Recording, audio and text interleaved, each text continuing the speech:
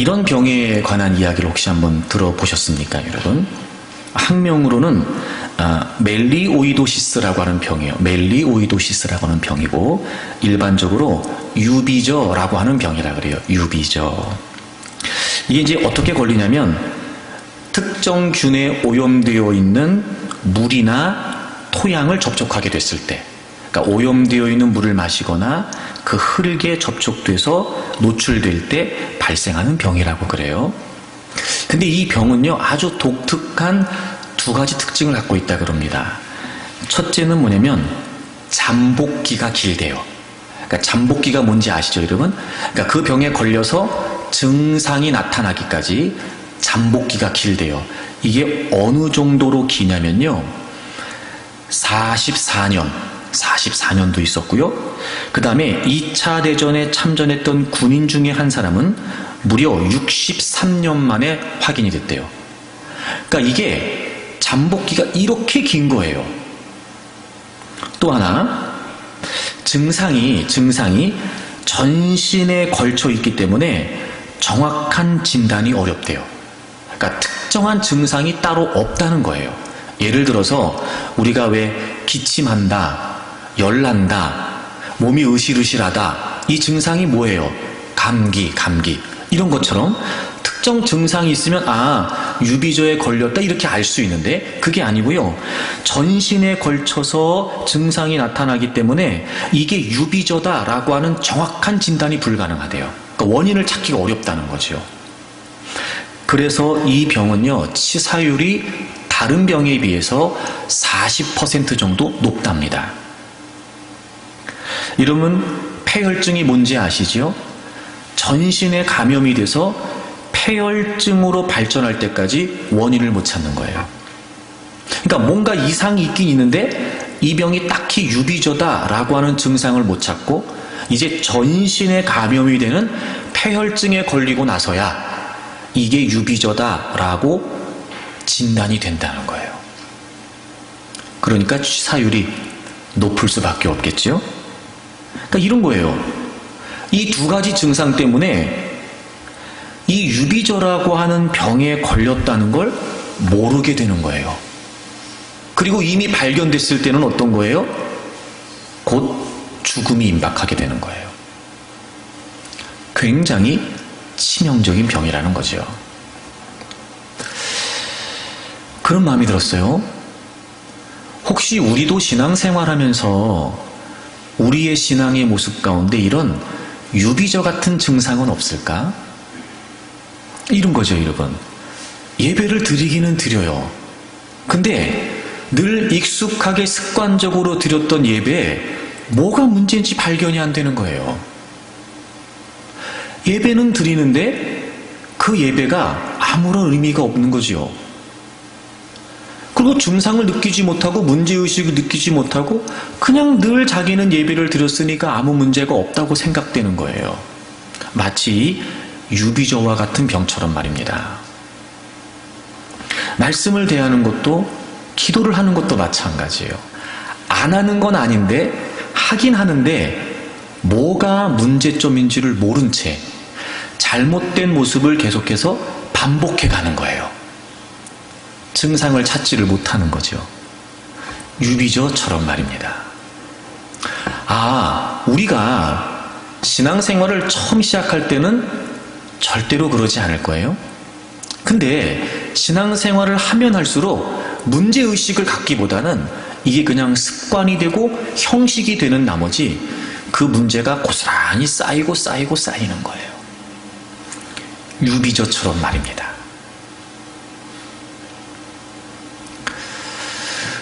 모든 그리스도인들은 기도의 중요성을 잘 알고 있습니다. 모든 그리스도인들은 그래서 나는 죽어도 기도 안 할 거예요, 이런 사람은 없습니다. 할 수 있다면 기도를 하려고 하고, 그래서 때로는 기도에 권유를 받아 기도의 자리에 있기도 합니다. 나름대로 이런저런 상황 앞에서 내가 기도해야 되나 보다 라고 하는 의식을 갖기도 하죠. 그래서 때로는 기간을 정하고 시간을 정하면서 작정하고 기도하기도 하고요. 특별한 문제 앞에서는 금식하고 철야를 하며 기도하기도 합니다.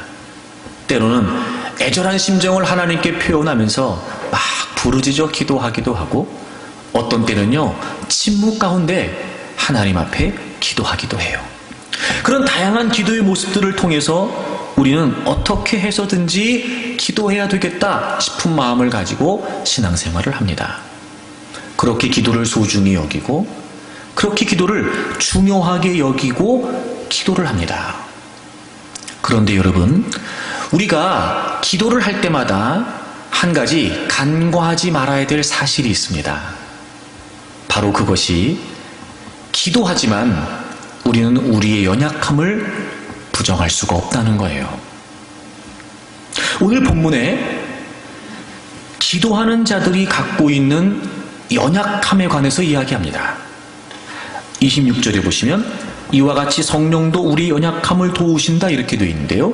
이 연약함이라고 하는 말이 어떤 의미냐면요, 전적인 무능력이에요. 전적인 무능력. 그러니까 이런 거예요.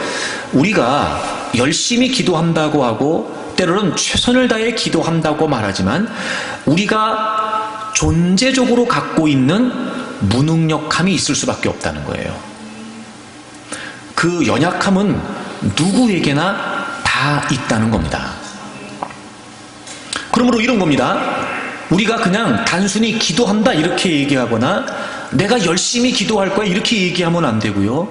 우리는 늘 기도의 자리에서 우리가 갖고 있는 연약함을 극복하기 위해 힘써야 됩니다. 그 연약함이 극복되지 않으면 기도가 기도다워질 수 없다는 거예요.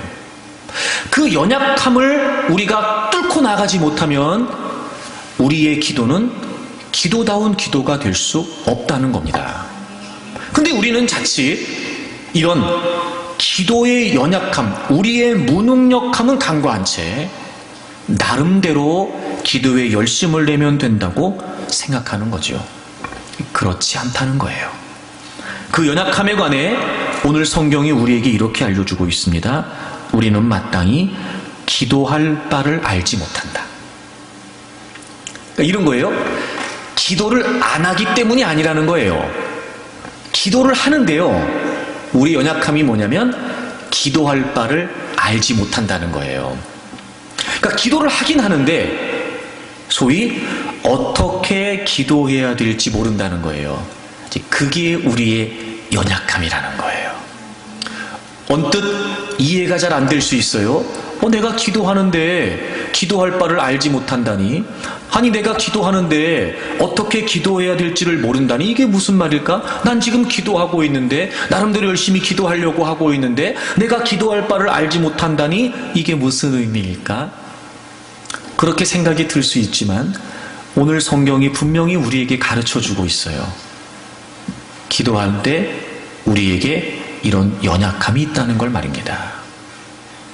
기도할 바를, 마땅히 기도할 바를 알지 못하는 연약함이 우리에게 있다는 걸 간과해서는 안 됩니다. 그런데 오늘 역시 성경이 우리에게 그 연약함을 어떻게 해결해야 되는지에 관해 알려주고 있어요. 오직 성령이 말할 수 없는 탄식으로 우리를 위해 친히 간구하신답니다.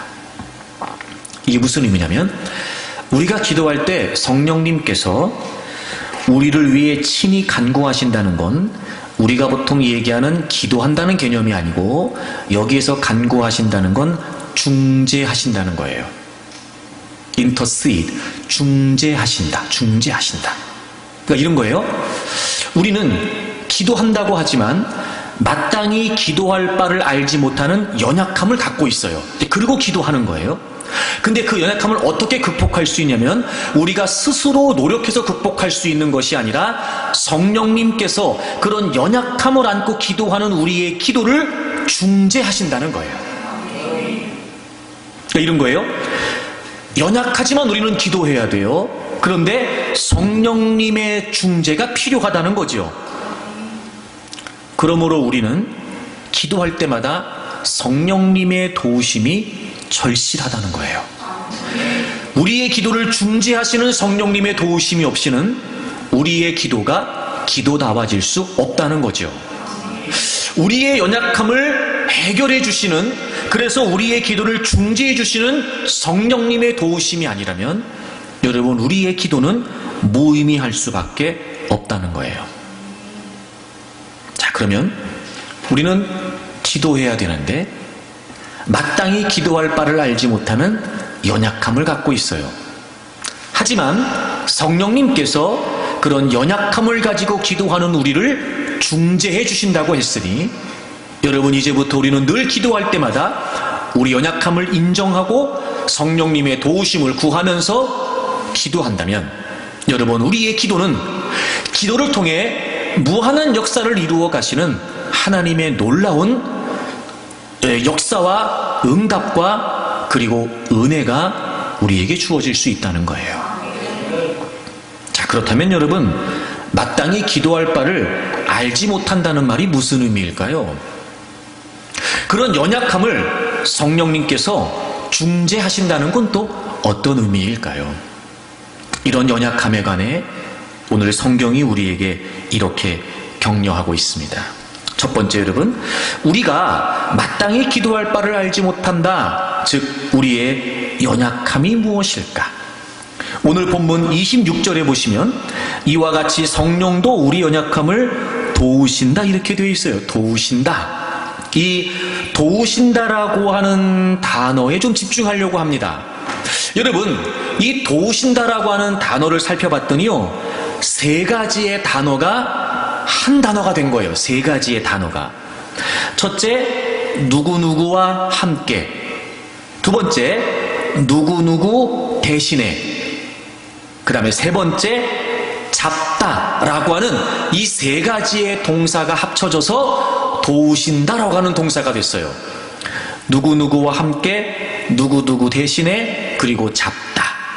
이 도우신다라고 하는 말이 무슨 말이냐면요, 이런 거예요. 우리는 마땅히 기도할 바를 알지 못해요. 근데 성령님께서 그 연약함을 중재하신대요. 성령님께서 우리 연약함을 도와주신대요. 이 도와주신다는 말이 무슨 말이냐면 이런 표현이에요. 성령님께서 우리의 손을 잡고 우리 대신에 우리의 삶의 짐들을 짊어지시고 우리와 함께 하나님께로 나아가신다는 거예요. 성령님께서 우리를 딱 붙드시고, 그리고 우리가 버거워하고 힘들어하고 괴로워하고 있는 삶의 모든 무거운 짐들을 대신 지시는 거예요. 그리고 우리를 하나님께로 이끌어 가신다는 거죠. 아, 여러분, 이 도우신다는 단어를 통해 우리가 갖고 있는 연약함, 마땅히 기도할 바를 알지 못한다, 이게 무슨 의미가 되냐면 기도하지만 기도하지 못한다는 거예요. 기도하지만 기도하지 못한다는 거예요. 무엇 때문이냐면 우리의 삶의 버거운 짐 때문이에요. 여러분의 이해를 돕기 위해 한번 연상을 해보세요. 쉽게 제가 설명드리려고 그래요. 제가 지금까지 늘 기도회 간에 여러분에게 말씀을 드릴 때마다 빠짐없이 했던 이야기가 있어요. 기도는 하나님 앞에 나아가 하나님 그분을 만나는 것이다. 제가 그렇게 얘기했어요. 그래서 제가 이렇게까지도 말씀드렸었어요. 기도는 주술이 아니라 관계다. 근데 이런 거예요. 우리가 지금 감당해야 되는, 우리가 지금 만나고 있는 이 문제의 짐들이 너무 무거운 거예요. 그래서 우리가 기도한다고 말하지만 정작 하나님 앞에 나아가 하나님을 대면하고 하나님을 만나고 그리고 하나님과 대화하고 교제하는 이 하나님 앞에 나아가는 자리까지가 너무 힘든 거예요. 왜? 우리의 무거운 짐 때문에요. 여러분, 우리가 무거운 짐을 짊어지고 있다면 한 발자국도 앞으로 나가는 게 어려울 거예요. 물론 우리가 하나님께 기도한다는 게 우리가 걸어서 하나님 앞에 간다, 이런 의미가 아니지만 이제 이걸 적용해서 한번 연상해 보세요, 여러분. 이런 거죠. 우리는 우리의 상황에, 또 우리의 형편에, 그래서 문제가 있고 어려움이 있고 고난이 있고 이런 것 때문에 하나님께 기도해요. 왜? 하나님이 우리에게 은혜를 베푸실 수 있고 하나님만이 우리의 힘과 소망이 되시니까 우리는 그 모든 삶의 문제들을 위해서 하나님께 기도한단 말이에요. 근데 기도하는데 기도하지 못해요. 이런 거죠. 정작 그 문제의 버거운 짐 때문에 하나님께로 나아가지 못하는 거예요. 문제 때문에 기도하는데 문제에만 매여 있다 보니까 정작 우리의 마음과 중심이, 우리의 존재가 하나님 그분 앞에 나아가지 못하는 거예요. 그 문제 속에 눌려서 문제 때문에 기도한다고 말하면서 문제에만 마음이 가 있지 정작 우리의 중심이 하나님을 향하지 못하는 거예요. 쉽게 말해 우리가 지금 힘들어하고 괴로워하고 아파하고 있는 그 모든 문제들이 우리를 하나님 앞에 나아가는 일에 걸림돌이 되는 거예요. 그래서 우리는 기도하지만 기도하지 못하는 연약함을 갖고 있어요. 그래서 성령님께서 우리의 기도를 중재하신대요. 우리의 마음을 아시고 우리의 중심을 아시며 무엇보다 늘 우리 안에 거하시면서 우리의 삶을 세심하게 살피시는 그분께서 우리가 지금 어떤 짐 때문에, 어떤 무게 때문에, 어떤 힘든 일 때문에 우리의 마음과 중심이 하나님께로 향하지 못하는지를 알고 계시는 거예요. 그래서 기도하지만 기도하지 못하는 연약함 속에 있는 우리를 위해 성령님께서 우리의 짐을 대신 짊어지시겠다는 거예요. 그리고 우리의 손을 딱 잡고 지금 기도하고 있지? 기도하려고 하는 거지? 그렇게 기도를 존중하는 거지? 그래. 근데 무거운 짐 때문에 지금 어렵구나? 야, 너가 그 짐을 짊어지고 있으면 안 되지? 문제 때문에 기도한다고 말하지만 기도는 하나님께 나아가는 건데 그게 너무 힘들지? 걸림돌이 되지? 버겁지? 짐 다 내려놔. 짐 다 내려놔. 내가 너 짐 다 맡아줄게. 그리고 성령님이 우리의 짐을 대신 지신다는 것. 그리고 우리의 손을 딱 잡으시고 그리고 우리가 어떻게 해서든지 하나님 그분을 만나는 자리로 나아갈 수 있도록 우리를 이끌고 우리의 기도를 중재하셔서 하나님 앞에 있게 하신다는 거예요. 그래요, 여러분. 마땅히 기도할 바를 우리는 알지 못해요. 우리의 기도를 살펴보면 온통 문제만 있어요. 우리의 기도를 살펴보면 그저 한탄, 한숨, 원망에, 불평에 그리고 우리의 기도를 살펴보면은요 기도한다고 하면서도 그 기도의 자리도 우리는 걱정과 근심으로 꽉 차 있어요. 그리고 정작 우리가 기도한다는 건 하나님 앞에 나아가 그분과 대화하고 교제하고 그 하나님과의 진정한 만남 속에 은혜가 있고 해결이 있고 응답이 있는데도 불구하고 우리는 우리의 연약함 때문에 우리의 무능력함 때문에 기도한다고 하지만 여전히도 문제만 매여 있는 거예요. 그게 우리의 한계예요. 우리가 그걸 인정하고 내가 지금 기도하고 있지만 기도하지 못하고 있는 건 아닐까? 내가 기도하지만 기도하지 못하고 있는 건 아닐까? 왜 그런 걸까? 여전히 우리의 마음을 누르고 있는 여전히 걱정과 근심이 쌓여있게 하는 그 모든 문제와 상황들을 이제 우리는 기꺼이 성령님께 맡겨드려야 돼요. 제가 기도한다고 하는데 여전히 제 마음이 불편합니다. 주님, 이 문제 때문에 기도한다고 하는데 희한하게 주님은 보이지 않고 문제만 보입니다. 이렇게 힘써 주님의 이름을 부르는데 여전히 확신도 없고 평안도 없습니다. 주님, 제가 지금 기도하지만 기도하지 못하고 있는 거군요.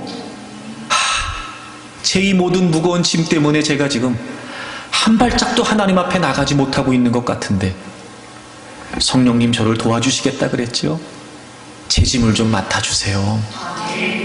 제가 지금 홀가분하게 기쁜 마음으로 주님 앞에 나아갈 수 있도록 주님, 제 짐을 좀 져주세요. 이렇게 기도하지만 기도하지 못하는 우리 연약함을 인정하고 기꺼이 성령님의 도우심을 구할 때 여러분, 우리의 기도가 기도다운 기도가 될 수 있다는 거예요. 여러분 어떠십니까? 여러분이 고민하고 아파하고 힘들어하고 있는 그 모든 문제들 때문에 하나님께 기도한다고 하시잖아요. 기도하지 않는 사람 없어요. 그런데 우리가 한 번 더 생각해 보면 사실 기도라고 말하기보다는 투정, 기도라고 말하기보다는 한숨, 넋두리. 물론 여러분, 우리가 하나님 앞에서 얼마든지 그럴 수 있어요. 우리의 아버지신데 우리가 무슨 얘기는 못하고, 우리의 아버지신데 우리가 어떤 표현은 못하겠어요? 때로는 여러분, 남들 앞에서 한숨 쉬고 남들 앞에서 한탄하는 거 좋아할 사람이 누가 있겠어요? 그러니 여러분, 때로는 하나님 앞에서 하나님 이렇습니다 저렇습니다 넋두리 하든 말입니다.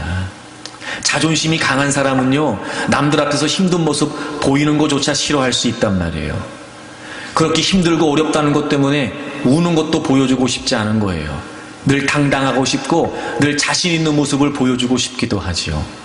그 사람끼리 그럴 수 있단 말이에요. 그러나 여러분, 하나님은 우리가 말하지 않아도 우리의 처지와 형편을 이미도 다 알고 계시는 분이신데, 여러분, 우리가 못할 고백이 뭐가 있으며 못할 말이 뭐가 있겠어요? 때로는 여러분, 남들 앞에 다 쏟아내기 어려운 그런 마음의 아픔들도 우리는 여러분 하나님께 다 이야기할 수 있단 말이에요. 여러분, 우리가 왜 하나님 앞에 이런저런 이야기를 못하겠냔 말이에요. 할 수 있죠, 얼마든지. 제가 그런 표현도 했습니다만, 저는 그래서 여러분 하나님 앞에 때로는 여러분 아주 그렇게 여러분이 들으시면 시험들 만한 그런 표현을 써가면서 기도하기도 해요. 왜냐하면 대놓고 욕하니까. 하나님 앞에서조차 하나님 저 XX가 뭐 이렇게 할 수 있는 거 아니겠습니까 여러분? 그거 괜찮아요. 그런데 만약에 우리의 기도가 거기에서만 머무른다면, 그래서 혹시나 내가 실컷 울고 났더니 아우 좀 후련해졌어, 이게 기도겠습니까 여러분? 이게 은혜겠냐고요.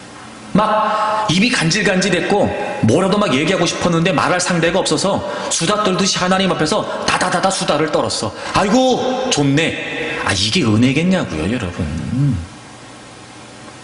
그걸 넘어서서 적어도 우리가 우리의 삶의 문제들을 위해 하나님께 기도한다는 건 그 문제의 해결이 하나님께 있고 그 문제를 풀어가실 분이 하나님밖에 안 계시니까 우리가 하나님의 응답과 은혜를 위해 구하는 거 아니냐 말이에요. 그러면 여러분, 적어도 하나님을 대면하여 그 모든 문제에 관해, 때로는 아픔에 관해, 고통에 관해 하나님께 아뢰고, 그것에 관해 하나님은 또 우리에게 말씀해 주시고, 때로는 위로해 주시고 격려해 주시기도 하고, 때로는 여러분 우리의 잘못된 부분을 지적하심으로 우리가 돌이킬 수 있는 기회를 주시기도 하고, 우리 앞에 있는 문제 때문에 마치 내 인생이 금방이라도 무너질 것 같아 답답하고 절망스러운 마음을 금할 길이 없었는데, 여러분 하나님이 그 이면에 있는 하나님이 예비하신 놀라운 역사를 보게 하심으로 말미암아 그 하나님의 뜻 속에서 소망을 갖게도 하시는 거잖아요. 여러분, 이런 게 있어야 지금은 내가 문제 앞에 있지만 하나님이 이렇게 하실 거야, 이렇게 도와주실 거야, 여러분 확신을 가지고 우리가 다시 일어서기도 하고 말입니다. 그 어디에도 위로를 구할 길이 없어 정말 여러분 외롭고 공허한 마음속에 있었는데, 여러분 하나님이 그 넓으신 품으로 우리를 안아주셔서 진정한 위로를 우리에게 베풀어 주신다면 그것 때문에 우리가 다시 용기를 낼 수 있는 거 아니냔 말이에요. 이게 은혜지요 여러분, 이게. 그런데 정작 우리는 기도하지만 기도하지 못하는 거예요. 그 무거운 삶의 무게에 다 짓눌려서 그걸 그대로 우리가 짊어지고 하나님 앞에 나아가지 못하는, 마땅히 기도할 바를 알지 못하는 그 우리의 연약한 말입니다. 성령님께서 대신 져주신대요. 그래요 여러분, 우리가 때로는요 막 복잡한 문제를 만나면요 뭘 해야 될지를 모르겠는 거예요. 뭘 해야 될지를. 그러니까 뭘 하기는 해야 될 것 같은데 뭘 해야 될지를 모르는 거예요. 막막하고 답답하고. 그래서 우리 가끔 그런 표현 쓰잖아요. 일이 손에 안 잡힌다. 일이 손에 안 잡힌다. 그게 왜 그러는 거예요? 뭘 하긴 해야 될 것 같은데 뭐부터 손을 대야 될지를 모르겠는 거예요. 뭐부터 손을 대야 될지를.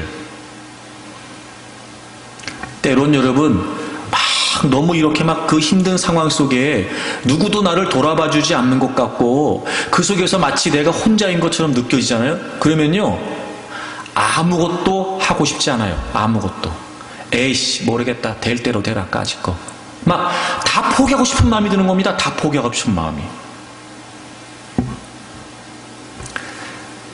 그럴 때 성령님께서 우리를 도와주셔서 그 모든 우리의 마음과 우리의 심령과 그리고 우리의 감정까지도 주님이 어루만지시면서 그런 모습 때문에 하나님께 나아가지 못하는 그 걸림돌을 대신 짊어지시겠다는 거예요. 그러니까 여러분, 문제라고 하는 건 우리가 기도하기 위한 도구일 뿐이지, 그 문제가 우리의 기도의 궁극적인 목적이 되면 안 된다는 거예요. 왜 그러냐면 여러분, 마태복음 6장을 좀 가보세요. 마태복음 6장을 우리 8절을 좀 다 같이 읽어볼까요? 마태복음 6장 8절을 좀 같이 읽겠습니다. 그러므로 그들을 본받지 말라. 구하기 전에 너희에게 있어야 할 것을 하나님 너희 아버지께서 아시느니라. 아멘. 우리가 구하기 전에요, 우리에게 있어야 할 것을 하나님이 아신대요, 모르신대요? 아신대요.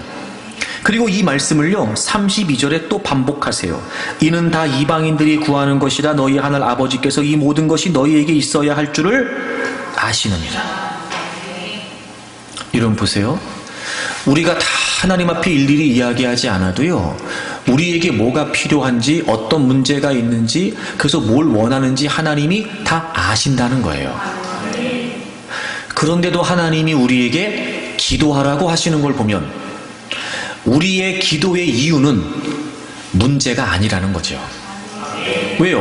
우리가 얘기하지 않아도 하나님이 아신대요, 모르신대요? 아신대요.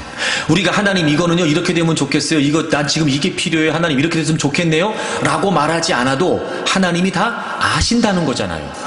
그럼 진짜 하나님이 기도하라고 하시는 이유는 그 필요나 문제 해결은 아니라는 거죠. 그래서 기도는 하나님 그분을 만나는 거란 말이에요. 근데 우리는 그 우리의 무거운 짐 때문에 하나님 앞에 한 발짝도 나가지 못하는 거예요. 그래서 성령님이 우리를 도우신다는 거죠. 그러므로 우리의 모든 짐을 다 하나님께 맡기고 성령님께 맡기고, 그리고 우리가 기도할 때 이렇게 기도해야 돼요. 여러분 빌립보서를 찾으세요. 빌립보서 4장 6절을 보세요. 아무것도 염려하지 말고 다만 모든 일에 기도와 간구로 너희 구할 것을 감사함으로 하나님께 아뢰라. 보세요. 아무것도 염려하지 말고 기도와 간구로 구할 것을 감사함으로 하나님께 아뢰래요. 아, 여러분 보세요. 염려하는 건 기도하는 거 아니에요. 그렇죠? 염려하지 말고 기도하래요. 그러니까 염려는 기도예요, 아니에요? 아니죠. 근데 우리는 기도하지만 기도하지 못해요. 염려하는 거예요. 그 우리의 짐 때문에. 우리가 우리의 짐을 다 짊어지고 있어요.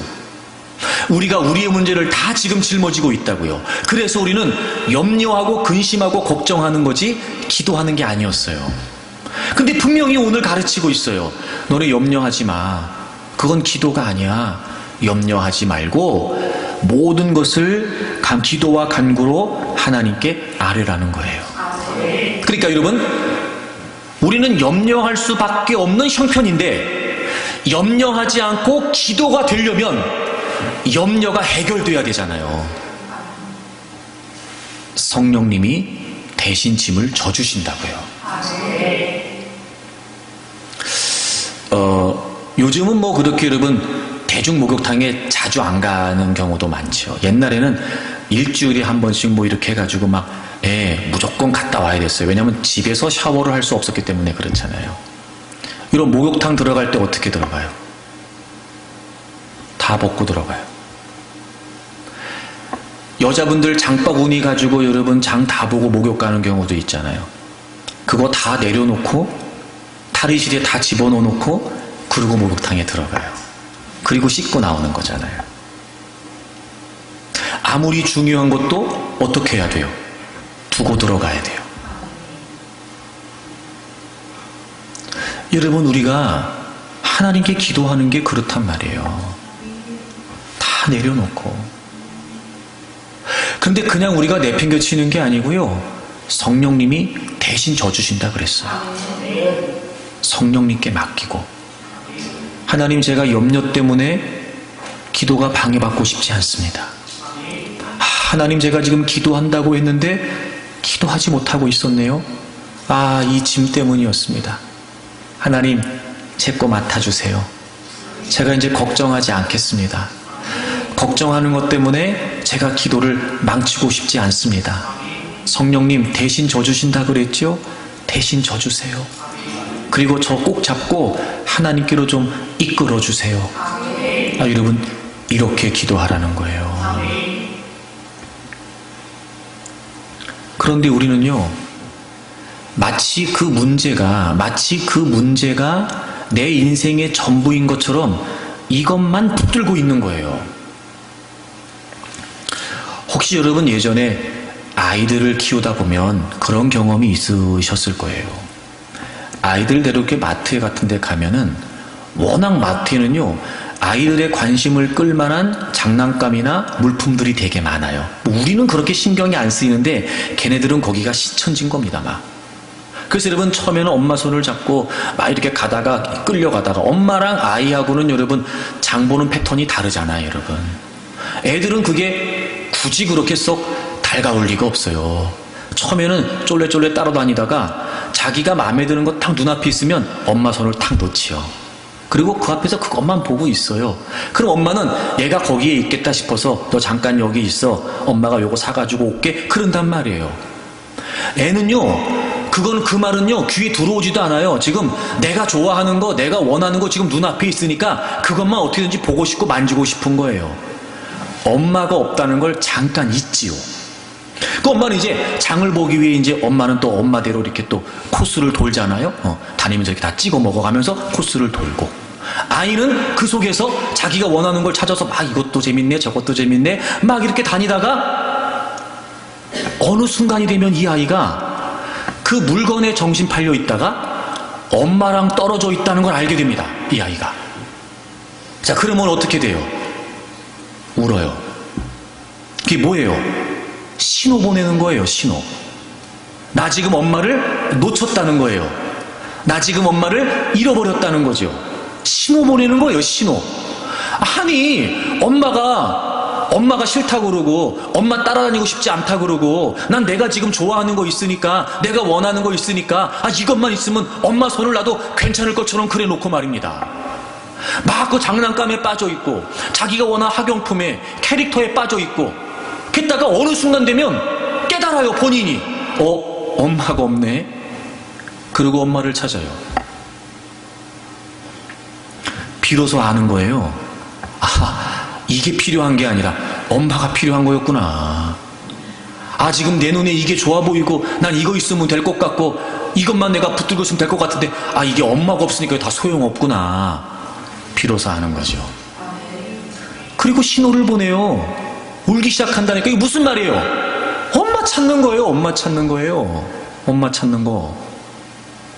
마치 그것처럼 우리는요, 요거 좀 잘 되고 내가 원하는 좀 일이 풀리고 이렇게 되면 이게 전부일 것 같아요. 그래서 우리는요, 주님 손을 놓는 것도 모른다니까요.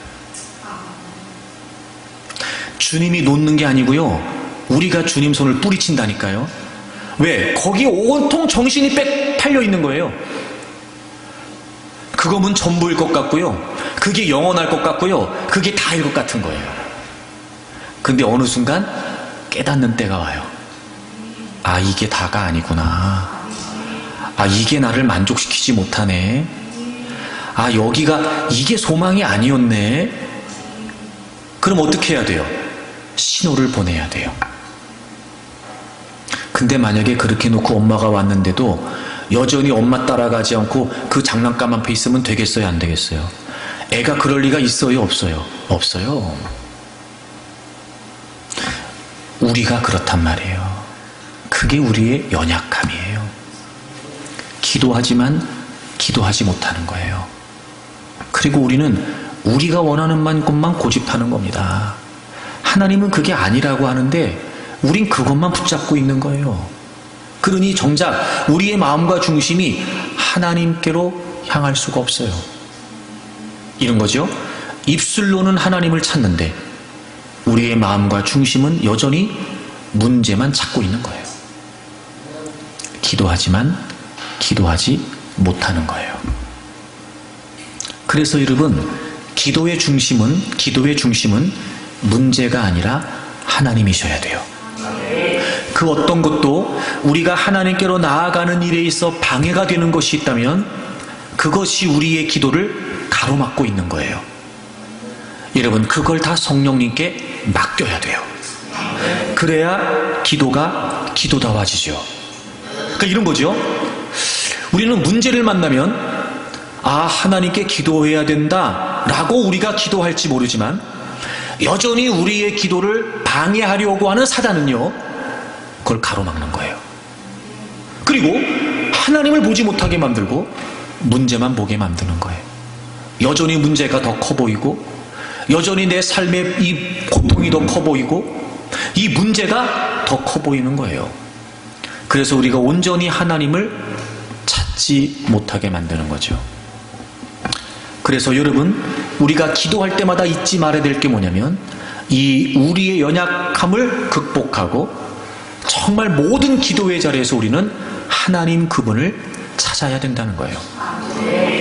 여러분, 시편 34편을 좀 찾아보실까요? 우리가 우리 자신을 좀 살펴봐야 될 그런 표현들이 나와요. 여러분, 성경에도 분명히 그렇게 적혀 있을 거예요. 표제가 적혀 있습니다. 다윗이 아비멜렉 앞에서 미친 채 하다가 쫓겨나서 지은 시 이렇게 돼 있어요. 이 시 배경이 뭐냐면 다윗이 사울을 피해서 도망가다가 더 이상 이스라엘 안에서 있을 수가 없어가지고요, 국경을 넘어요. 블레셋으로 갑니다. 여기에 이 아비멜렉이라고 하는 사람은 블레셋의 왕이었던 아기스 왕을 의미해요. 그래서 어쩔 수 없이 다윗이 블레셋으로 국경을 넘어가게 돼요. 여기 가면 내가 안전하겠지 싶었는데 거기서도 다윗을 알아보는 사람들이 있었던 거예요. 그래서 여전히도 신변의 위협을 느낀 나머지 다윗이 어떻게 하게 되냐면 미친 척을 합니다. 그러니까 살기 위해서 미친 척을 해요. 침을 수염에 질질 흘리면서. 그래서 그가 블레셋에서 목숨의 위협으로부터 보호를 받게 돼요. 그 상황에 쓴 시예요. 그 상황에. 여러분, 4절을 보시면요, 내가 여호와께 간구하매 내게 응답하시고 내 모든 두려움에서 나를 건지셨도다. 여러분, 우리가 기도하는 일반적인 기도와 다르지 않은 것 같아요. 내가 간구한다, 내게 응답하신다, 나를 두려움에서 건지신다. 6절, 곤고한 자가 부르짖음에 들으시고 모든 환난에서 구원하신다. 간구한다, 부르짖는다, 응답하신다, 건지신다, 구원하신다, 이런 표현이 다 나와요. 근데 부르짖는다, 간구한다, 이 표현에 관해 다윗이 아주 중요한 고백을 하나 해요. 10절 보세요. 10절. 젊은 사자는 궁핍하여 줄일지라도 여호와를 찾는 자는 모든 좋은 곳에 부족함이 없으리로다. 여러분, 여기서 하나님을 찾는다, 이 찾는다는 말이 무슨 말이냐면 seek, 추구한다는 말이에요. 이런 거예요. 제가 지금 설명드린 것처럼 다윗은 그런 아주 심각한 문제를 만나고 있어요. 여러분, 목숨이 위협을 받아요. 이것처럼 더 무거운 짐이 어디 있겠어요. 그래서 그가 지금 기도해요. 하나님, 저를 좀 건져주세요. 하나님, 제 기도에 응답하실 거지요. 하나님, 제가 두려워하지 않게 해주세요. 그리고 지금 하나님께 기도해요. 근데 문제는 뭐냐면 그가 만나고 있는 상황이 너무 힘든 거예요. 우리처럼 말입니다. 근데 다윗은 알았어요. 기도하는 게 뭔지를 다윗은 알았다고요. 그래서 지금 자기가 목숨의 위협을 받고 있는 상황이지만 그는 하나님을 찾는 거예요. 하나님을 추구하는 거예요. 여러분, 기도가 그렇습니다. 문제 때문에 기도하지만 문제를 추구하는 것이 아니에요. 상황 때문에 기도하지만 상황을 추구하는 것이 아니에요. 하나님을 찾는 거예요. 그리고 그 하나님을 찾는 자는 모든 좋은 것에 부족함이 없답니다. 다시 말해 그 하나님을 찾고 그 모든 문제들을 넘어서서 하나님을 경험하고 하나님을 만나고 하나님을 찾으면 그 안에 모든 은혜가 다 있다는 거예요. 근데 그 기도의 길목을 문제가 막고 있는 거죠. 그래서 여러분, 우리는 기도하지만 기도하지 못하는 연약함을 갖고 있다는 거예요. 그러니까 우리는 기도할 때마다 한 가지가 분명해야 됩니다. 내가 반드시 주님을 만나야 된다는 거죠. 12해를 혈루증으로 앓는 여인이 있었습니다. 12년을 하혈을 했다는 거예요. 여러 의사들을 만나봤는데 소용이 없었습니다. 이렇게 저렇게 많은 돈을 들여서 좋다는 거 다 해봤습니다. 근데 결과는 오히려 병이 더 심해진 겁니다. 하루는 예수님에 관한 소식을 듣게 됩니다. 그리고 이 여인이 마음에 생각을 해요. 내가 주님께 나가서 주님의 옷자락에 손만 대도 내가 나을 것 같다 라고 하는 마음을 갖게 돼요. 근데 여러분, 지금 이 여인이 안고 있는 이 질병은 도무지 주님께로 나아가지 못하게 할 만큼 너무 무거운 짐이었어요. 기본적으로 이 당시에 혈루증이라는 건, 즉 하혈을 한다는 건 의식적으로 부정한 병이었습니다. 다시 말해 다른 사람들과 접촉이 불가한 병이에요.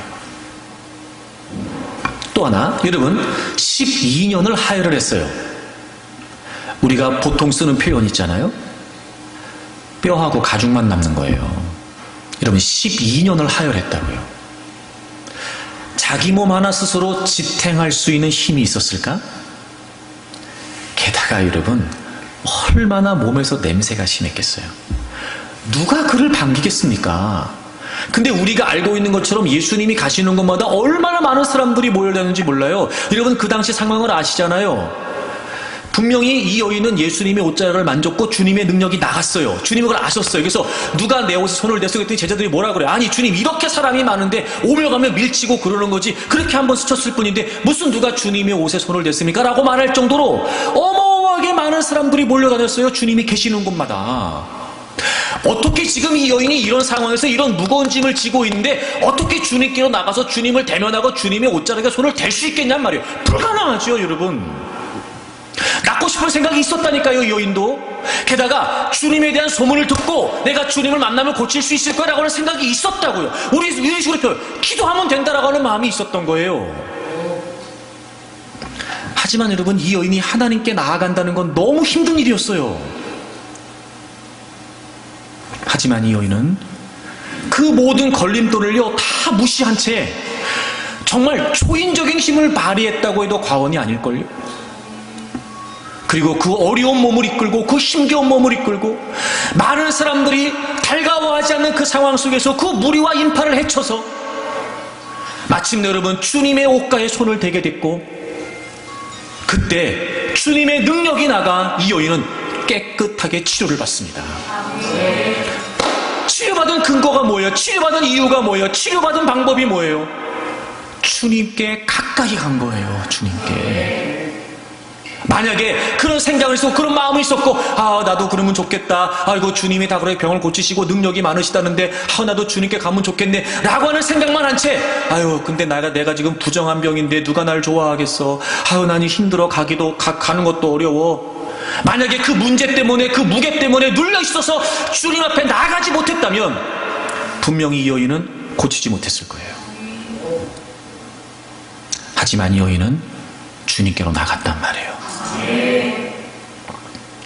그게 우리에게 필요하단 말입니다. 기도하지만 기도하지 못하는 우리의 연약함. 그러나 성령님께서 우리의 짐을 대신 짊어지시고 우리를 그 하나님께로 이끌어 주신다고 약속하셨으니, 여러분 이제부터 여러분의 그 연약함을 솔직하게 인정하고 겸허히 성령님의 도우심을 구하십시오. 맡기세요. 그분께 내어드리십시오. 그리고 여러분 홀가분하게 그분 앞에 나아가십시오. 평안이, 위로가, 힘과 용기가 그 살아계신 하나님을 만나는 순간, 문제보다 더 크고 위대하신 하나님을 경험하는 순간 그 모든 문제들은 사라지게 될 것이며 반드시 그 속에서 진정한 하나님의 은혜와 응답이 주어질 줄로 믿습니다. 이제부터 여러분의 기도가 달라지기를 바랍니다. 우리의 약함을 도우시는 성령님을 의지하고 날마다 기도할 때마다 하나님께로 나아가 살아계신 하나님을 경험하는 진정한 은혜의 기도가 되기를 바랍니다.